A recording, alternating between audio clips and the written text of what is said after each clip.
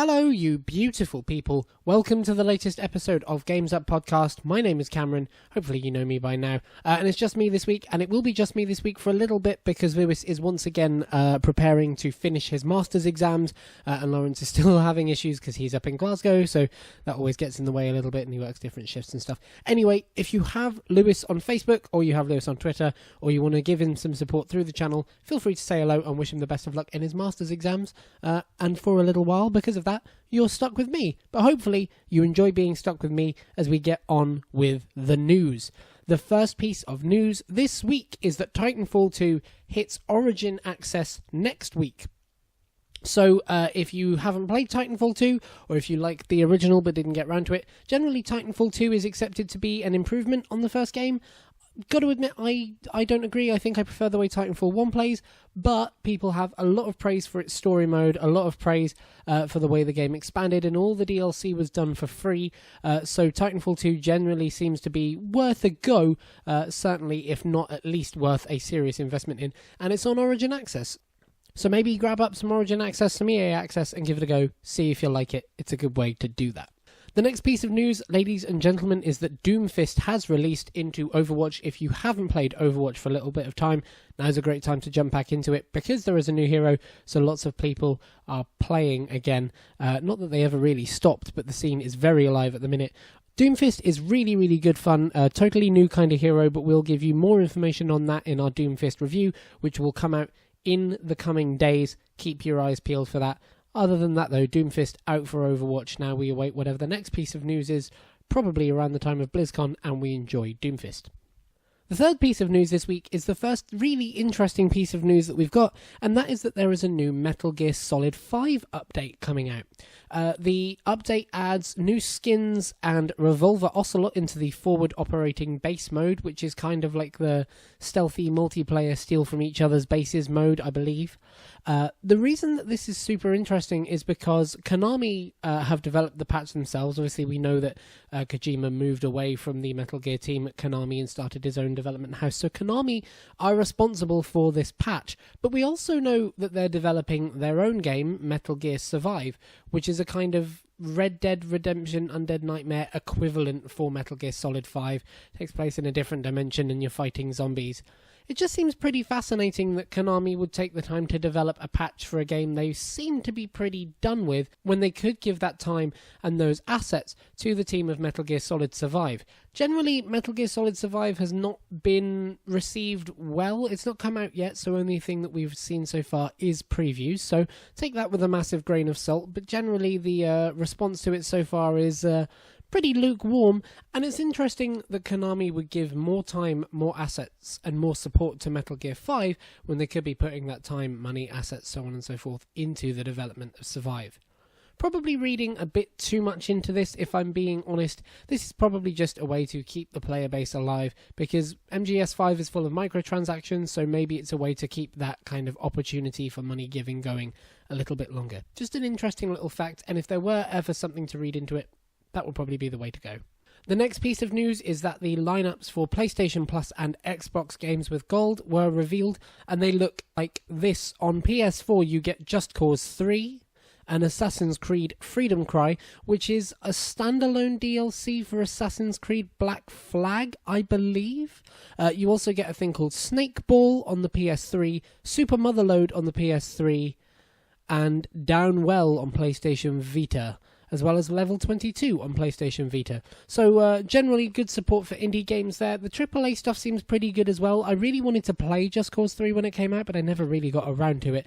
It was one of those that fell by the wayside, unfortunately. And I must admit that if it came out on Games with Gold next month, for example, I think I'd definitely pick it up and give it a go. It looks like the kind of really kind of light, fun game that you can get into, especially maybe over the summer. So yeah, seems like a pretty good lineup for PlayStation Plus. Freedom Cry's a really nice touch as well. Odd that we haven't seen one of the later Assassin's Creed games, but I guess Unity wasn't too well received, so maybe a well-established DLC makes more sense. Then in Xbox's Games with Gold, you get Trials Fusion. Of course, remember that all games play on Xbox One because of backwards compatibility, but some only play on 360. So Trials Fusion on the Xbox One, Slime Rancher on the Xbox One, and then you get Bayonetta as a backwards compatible game, so that's 360 and Xbox One. and Red Faction Armageddon on 360 and Xbox One as well.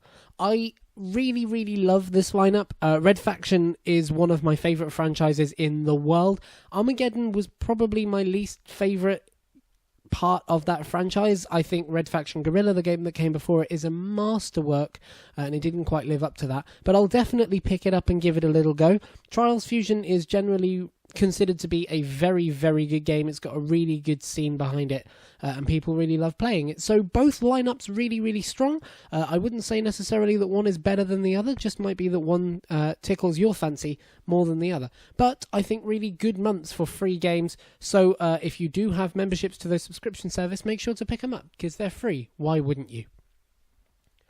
And then the final piece of news this week leads us to our topic of the week. And the piece of news is this: live esports is coming to BBC Three.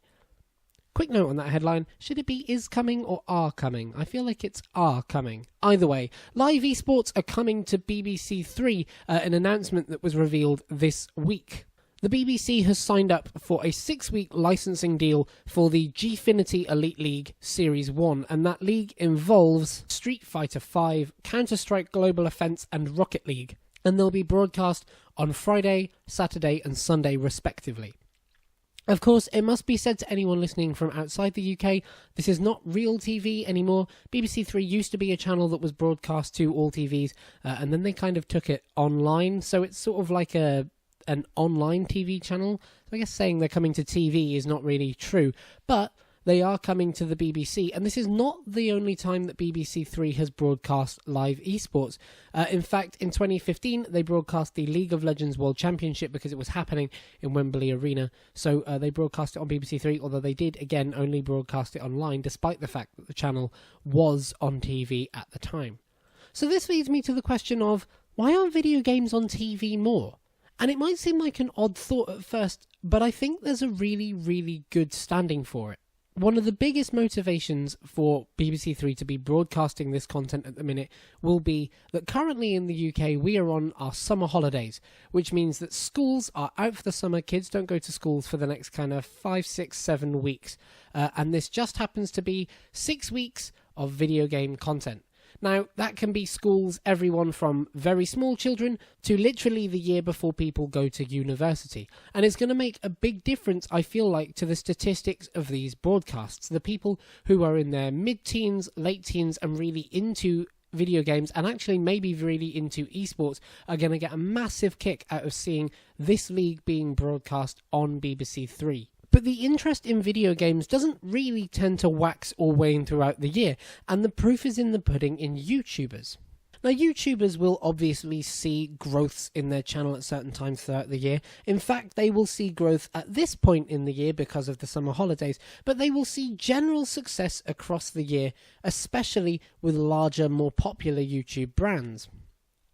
So why isn't TV levering the success of video games in the same way that YouTube is?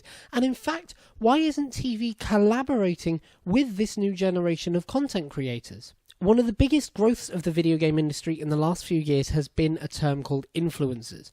These are people who are content creators, be they online, on YouTube, as bloggers, so on and so forth, who use their online influence to sell video games. Now, they're not always selling it. Sometimes they're playing a game because they've been given a copy by a publisher. Sometimes it's kind of light product placement in the middle of a YouTube video. Sometimes they sponsor the video.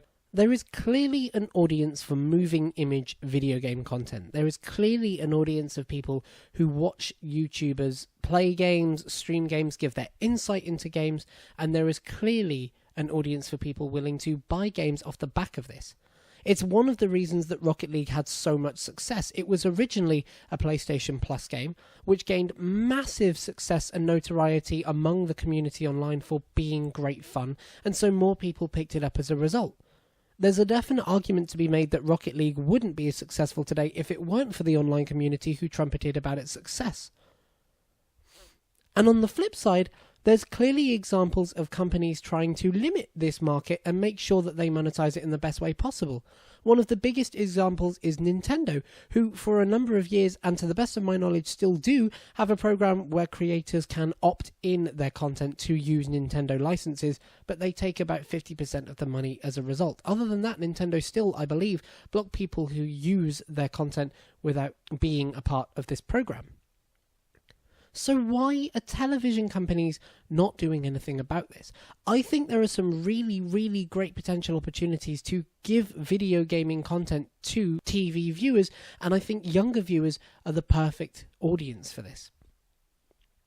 Wouldn't it be awesome, for example, if CBBC or CITV had a show every week with a big YouTube Minecrafter?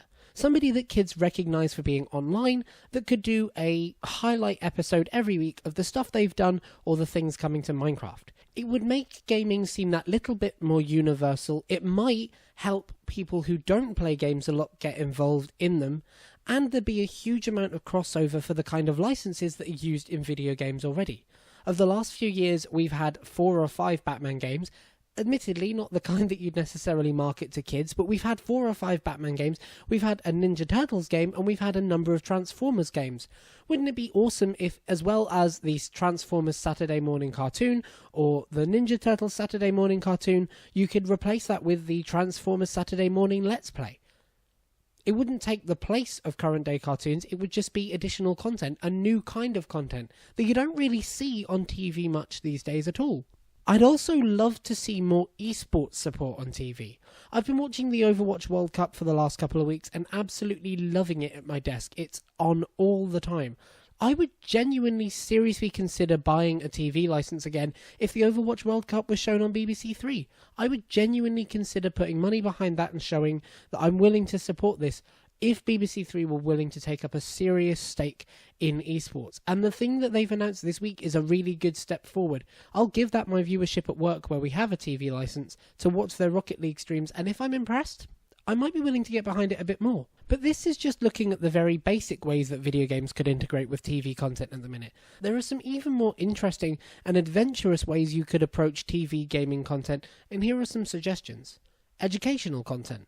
Minecraft could make amazing educational content for young kids. They already play Minecraft. They likely already have an understanding of what Minecraft is. I've worked in a school. I know that kids that age play Minecraft.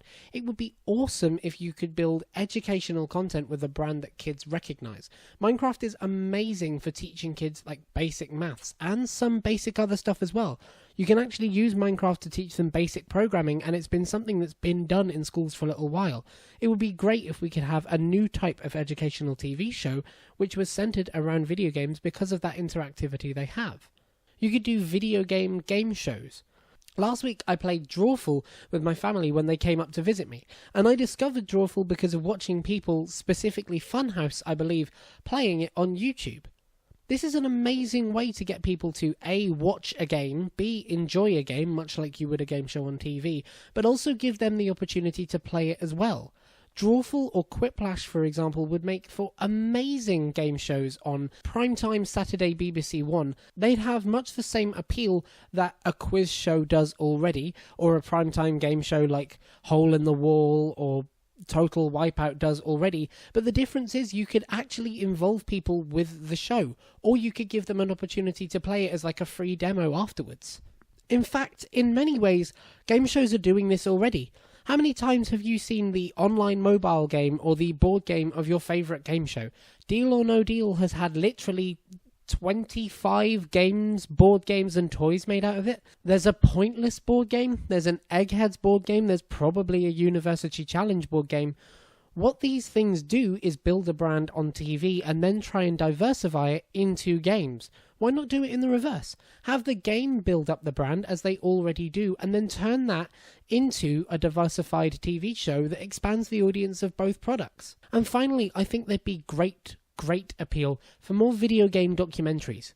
For a long while, and arguably still ongoing, the video game industry has had a massive issue with archiving previous games, with keeping them safe and keeping a historical record of them. Tons and hundreds of games from generations past are just not playable anymore. They don't work on any hardware, they don't work on current TVs, and as a result, unless something is done about them, they're kind of lost. You won't ever get to play them in the way that they were originally played, and you probably won't even get to play them at all.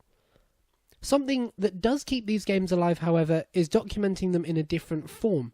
I would love to see the work that somebody like NoClip, which is Danny O'Dwyer's video game documentary company, does turned into a full feature-length documentary that I could watch on like a Sunday evening on ITV. I would be so super excited to see NoClip's documentary on Doom, for example, which is about more than just Doom. It's about John Carmack and its software. It's about the beginning of VR and Oculus Rift, as well as Doom, be broadcast to larger audiences. It would help gaming, and specifically indie gaming, reach much larger audiences, and it would also give them a bit more cultural significance as the stories of them and the history of them becomes more well known and more well respected. So there you go. Those are some of the ways that I think TV should embrace gaming and start to really bring gaming into the fold of the content that it makes. Obviously, the likelihood of this happening is fairly slim, and if it does, it likely won't be in the form that I suggested, but I would love your thoughts. Is this something that you think could work? Would you watch these things? Are you going to watch BBC Three's broadcasts of these esports leagues? If you feel like letting us know, we'd love to hear your opinions, and you can do so in the comments below or on our Facebook and Twitter pages. We are at Games Upcast on both.